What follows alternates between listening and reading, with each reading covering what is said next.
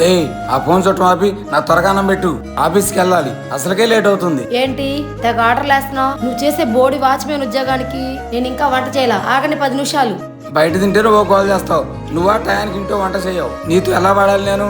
ఛీ. హలో అమ్మా, నేను ఇంతతో పడలేను, నేను మన ఇంటికి వచ్చేస్తా. ఏంటి ఇంతలో మళ్ళీ మీ అమ్మకు ఫోన్ చేసావా? ఇప్పుడు ఏం జరిగిందని? అవును చేసా. మీరు చిన్నదాని పెద్ద నా మీద గొడవ పెట్టుకుంటున్నారు. ఏంటే నువ్వు ఇంత చిన్న విషయం కూడా మీ అమ్మకు ఫోన్ చేసి చెప్తే మన ఇద్దరి మధ్య దూరం పెరుగుతుంది గాని తగ్గదే. ఆపండి మీరు మీ యాక్టింగ్. ఎవరికి చేసా ఫోను? మా అమ్మకేగా. ఏ మా అమ్మ ఫోన్ చేయగా నీకు భయం వచ్చిందా? అసలు నేనే తప్పు చేశాను చెప్పి మీ అమ్మకు భయపడాలి. మన ఇద్దరి మధ్యకి మూడో వ్యక్తి రావడం నాకు ఇష్టం లేదు. అది నీకు అర్థం కావట్లా. మన ఇద్దరి బంధం నిండు నూరేళ్ళు ఉండాలనుకుంటున్నా, కానీ అది నువ్వు తెంచుకుందామని చూస్తున్నావు. నీ కర్మ.